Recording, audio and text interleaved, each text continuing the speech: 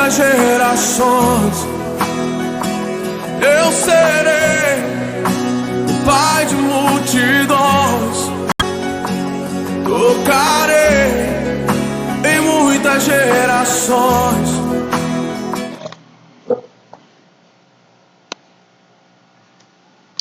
Bom, vemos então lá, além da discriminação que ele conseguia fazer, né? E ele fala ao Senhor, Senhor, condenaria o justo com o injusto? E ele começa a questionar o Senhor, a justiça do Senhor. E ele fala, Senhor, se o teu servo não te importunas, posso te pedir mais uma vez? E ele vai argumentando com o Senhor e intercedendo pelo seu sobrinho Ló. Segundo ponto, né, é a confiança que ele tinha na justiça de Deus. Gênesis 18, 23 a 25, ele reconhecia que o Senhor era Deus de justiça e misericordioso. E ele também reconhece a graça de Deus e o poder de Deus. Então, é interessante que Abraão conhecia a Deus, o seu poder e a sua graça e a sua misericórdia. É interessante que na oração, na intercessão dele ali junto com o Senhor, ele consegue ser preciso naquilo que ele desejava alcançar, que era salvar a família de Ló. Gênesis 18, 28 a 32. Lembremos-nos que petições, em termos gerais, não terão respostas precisas. Então é interessante que ele é preciso com o Senhor, mas ele vai falando, Pai, se tiver 50 pessoas justas, o Senhor pouparia a cidade de Sodoma? E o Senhor fala, se eu encontrar 50 justos, pouparei Sodoma. E daí ele vai mais à frente e o Senhor vai andando, e ele vai andando atrás.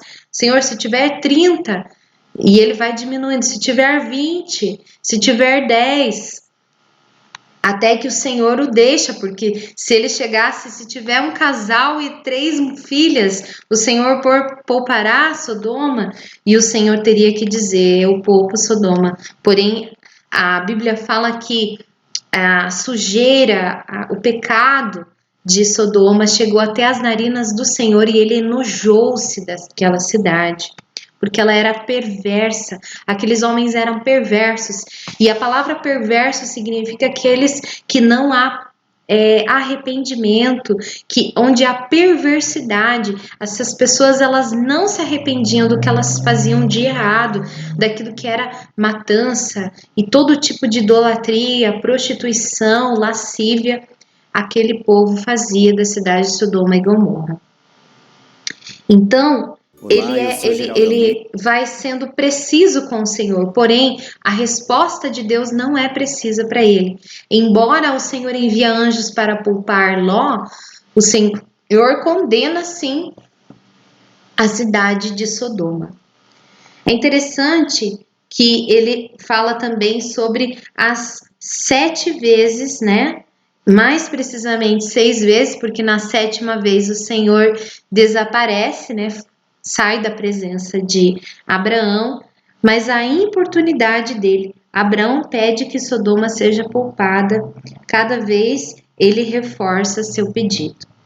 E também vemos lá em Gênesis 19, 27, a humildade de Abraão. Ele jamais esqueceu que falava com o próprio Deus. Ele sabia que ele era miserável e pequeno e um homem, né? Mas ele acreditou na justiça e na graça de Deus.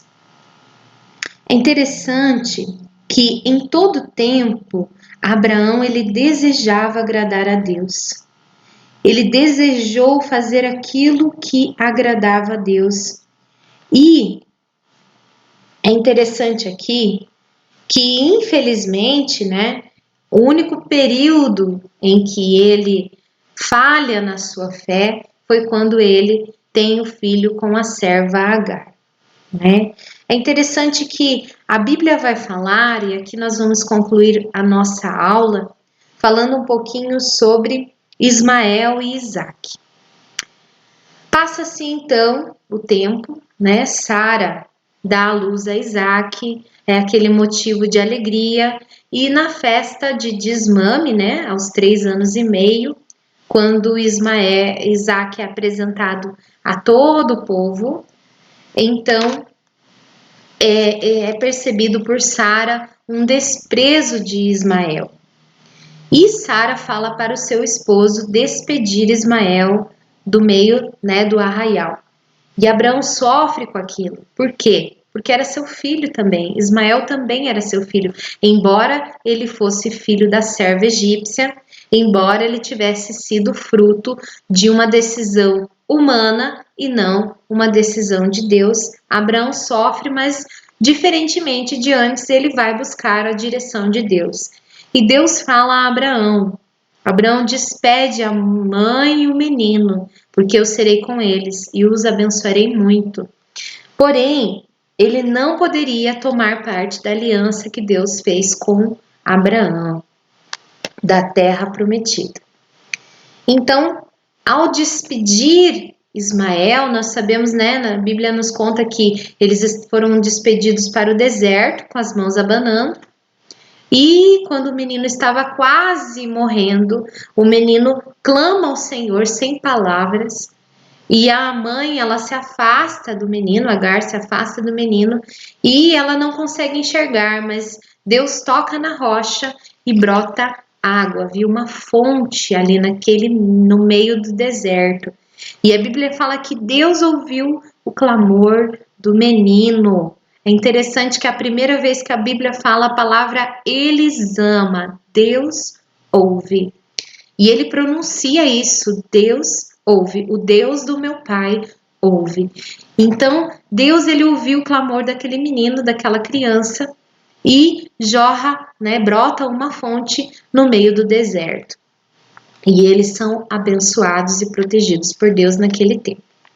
Até hoje, o povo ismaelita, né, existe sobre a face da terra, é um povo riquíssimo, próspero, né, descendentes de Abraão, mas diferentemente do povo de Israel, eles, né, enquanto o povo de Israel é portador de uma promessa, e através do povo de Israel, né, dos judeus, é que veio o nosso Cristo, Jesus. Então, que representa, né, a aliança eterna que Deus tem com essa nação e conosco, que fazemos parte do período da dispensação da graça, que nós vamos ver mais para frente.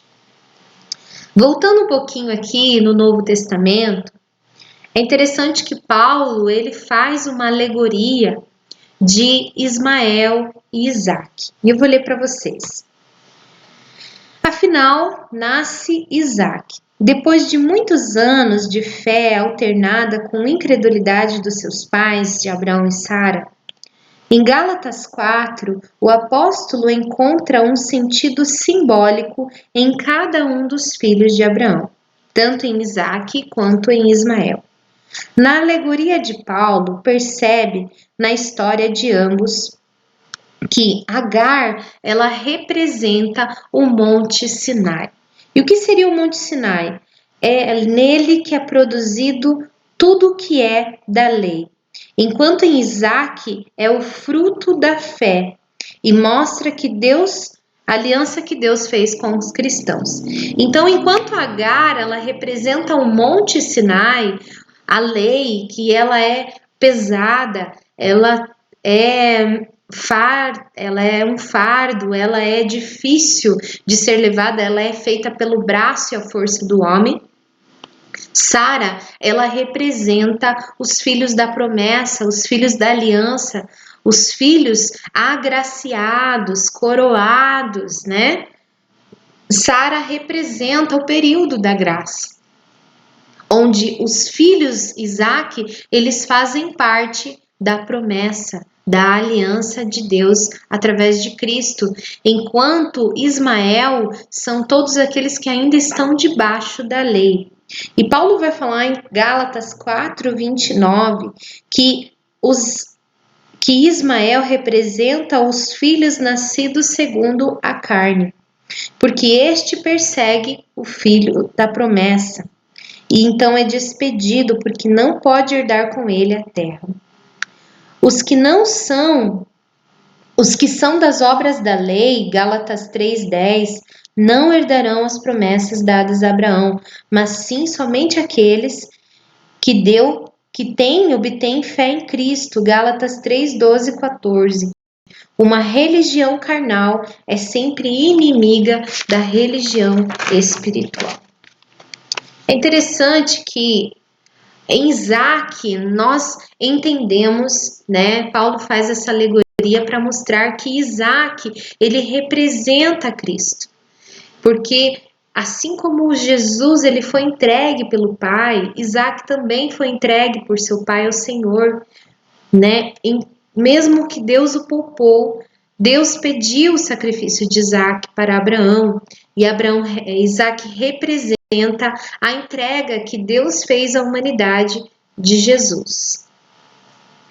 E é interessante que ele faz esse comparativo, né, ali no livro de Gálatas. O outro ponto da nossa aula é sobre a entrega sobre o altar. É interessante que Isaac, ele é uma das figuras de Cristo no Velho Testamento, e ali nós entendemos por que Deus faz uma aliança com Abraão. Qual foi essa aliança? Né? Foi sobre o altar, sobre a entrega. Abraão entrega ao Senhor o filho da promessa. E então Deus faz uma aliança com Abraão e com todas as famílias da terra. A Bíblia fala que Deus falou: por causa que temeu o meu nome e não poupou o seu próprio filho, farei contigo uma aliança eterna, e todas as famílias da terra serão abençoadas por causa de ti. É interessante, né? Eu vou estar falando um pouquinho sobre essa entrega sobre o altar. Ela é envolvida por grande mistério, né? Algo maravilhoso de nós pensarmos essa entrega. Mas somente depois de longos anos de preparo espiritual poderia Deus submeter Abraão a tal provação de sua fé, com a certeza de que ele haveria de sair triunfante. Era sem dúvida uma experiência penosa à vista do mundo cruel, mas o resultado final haveria de ser uma notável bênção, engrandecimento da vida espiritual de Abraão e o conhecimento, mediante a sua própria experiência e de seu filho, em conhecer o verdadeiro propósito de Deus para Abraão e Isaac. Então, aqui nós vamos falar sobre 8 aspectos sobre essa entrega que Abraão fez do seu filho Isaac. Primeiro ponto era a certeza que Abraão tinha na palavra divina. Nós vemos que Abraão confiava totalmente naquilo que Deus falava e não havia dúvida no seu coração. Eu fico imaginando que quando Deus falou: vai com seu filho até a região montanhosa e ali ergue um altar e sacrifica seu filho para mim. Abraão deve ter estremecido, mas como ele conhecia Deus, ele sabia que ele deveria obedecer. Porque se o Senhor foi fiel com ele entregando um filho na sua velhice, Deus poderia fazer uma obra e trazer o seu filho de volta. Ele sabia que Deus tinha dado aquele filho. Então ele obedientemente segue as instruções do Senhor. Segundo ponto é que é interessante que para que nós possamos dizer, né, nós precisamos confiar naquilo que Deus nos fala, né? Muitas vezes as provas que nós vamos passar, elas sempre serão avisadas por Deus. Deus sempre nos dá as ferramentas para que nós possamos passar pelas provas.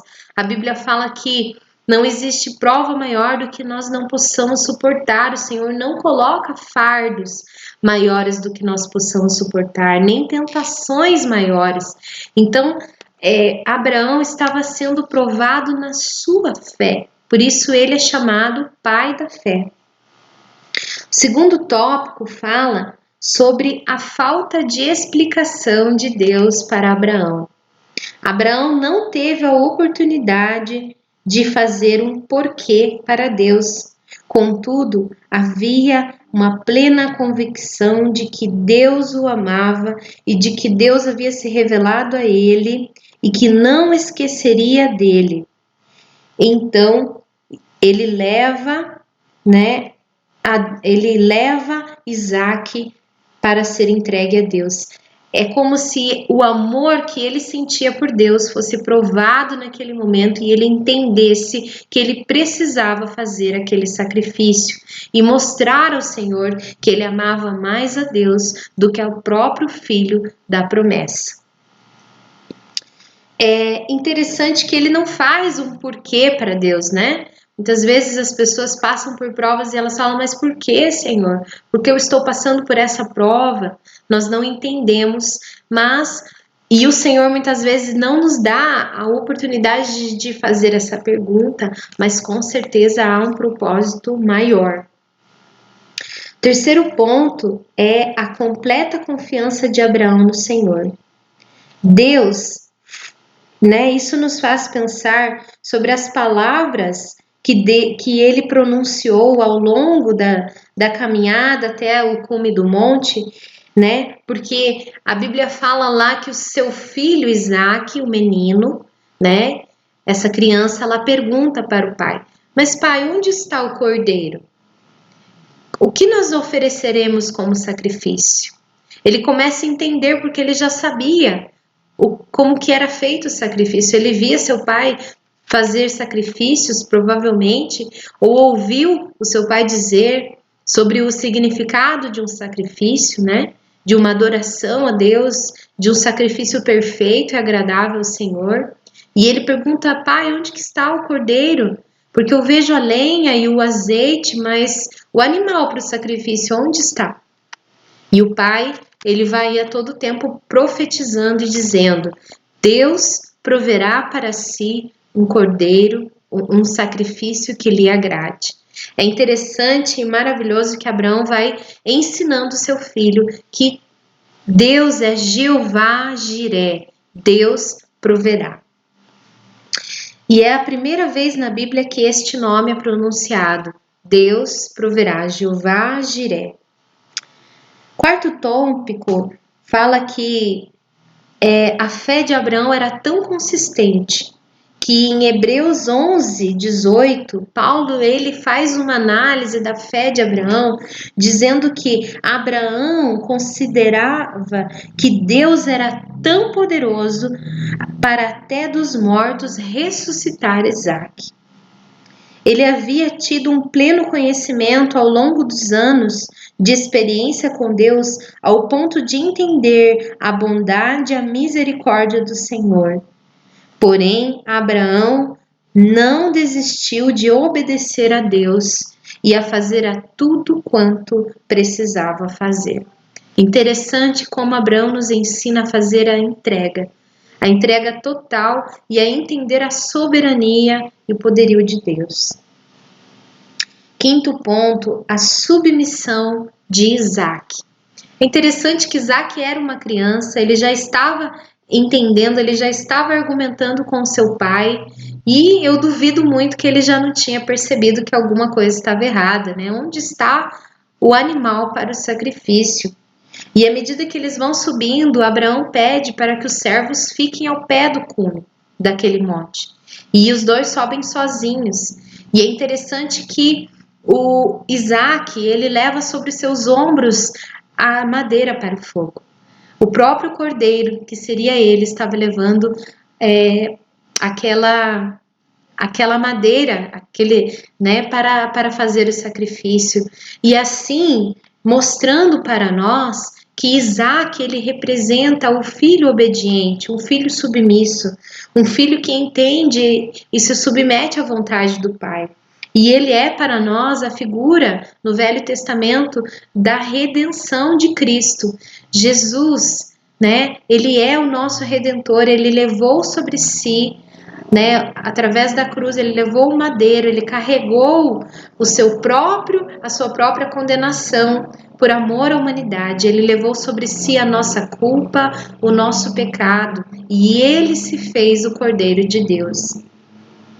É interessante que Isaac aqui, ele representando a Cristo, ele nos mostra a importância desse episódio na vida de Abraão. Além de Deus estar provando Abraão, Deus estava dando a oportunidade para Isaac conhecer um Deus que provê, um Deus de redenção, um Deus que substituiu aquele menino e proveu um cordeiro.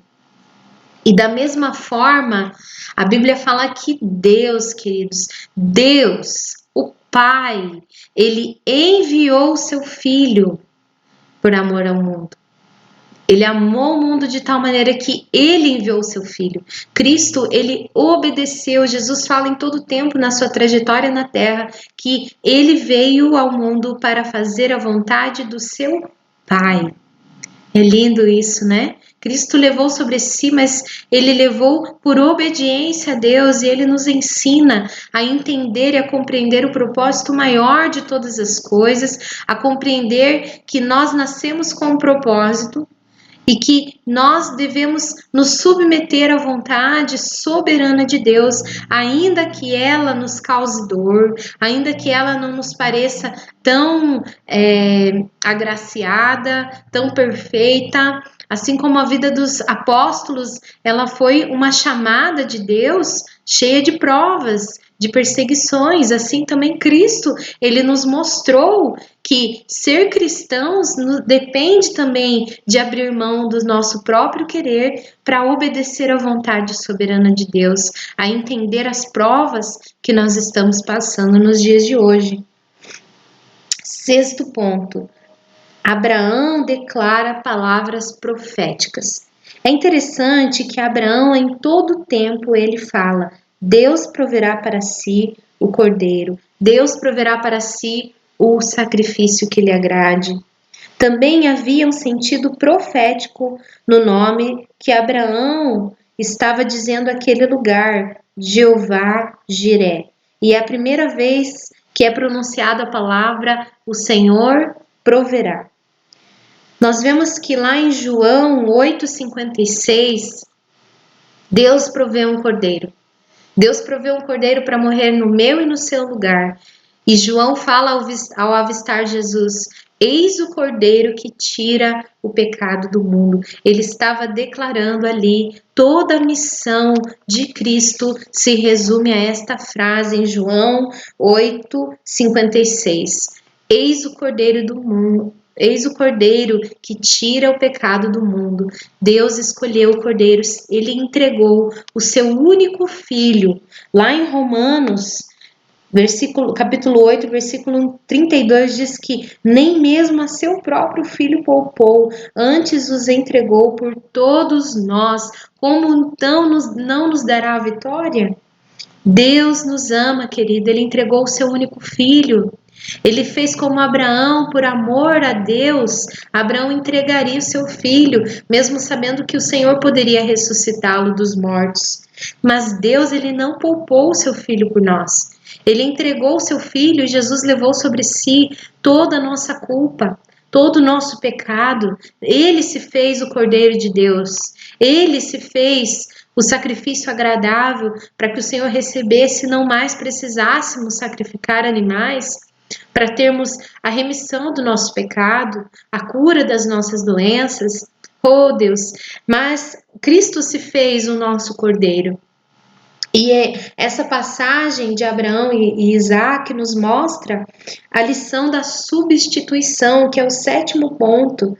O carneiro, né, quando Abraão foi erguer o punhal para sacrificar o seu filho, mesmo sendo aquela ação dolorida para ele, Deus olhou para o coração de Abraão e ele vê que Abraão realmente entregaria o filho ao Senhor, porque ele amava mais a Deus do que a promessa. Interessante para nós aprendermos a amar mais ao Senhor do que a promessa que o Senhor nos fez. Então Abraão entrega o seu único filho, o filho da promessa, o portador da promessa, Mas quando Deus vê a fé de Abraão era tamanha, Deus fala: Abraão, não façais mal ao menino. E logo à direita dele, ele vê o carneiro preso, aqueles arbustos. E Isaac, ele é com certeza tomado pela alegria da substituição. É como nós, quando recebemos a Cristo, nós entendemos que nós éramos para ser condenados. Jesus nos substituiu. Lá em Romanos fala que ele nos substituiu, mesmo nós sendo indignos da graça. Ele nos substituiu naquela cruz. Nós estávamos reputados por aflitos de Deus, oprimidos. Nós deveríamos ter sido nós mortos pelo pecado, mas Cristo se fez pecado por nós. Ele nos salvou do pecado, do castigo, né, da morte eterna, da separação eterna de Deus. Isaac, então, é tomado pela alegria da substituição de ver aquele cordeiro, aquele carneiro ali. Ele é, então, substituído. E eles, então, sacrificam aquele cordeiro ao Senhor.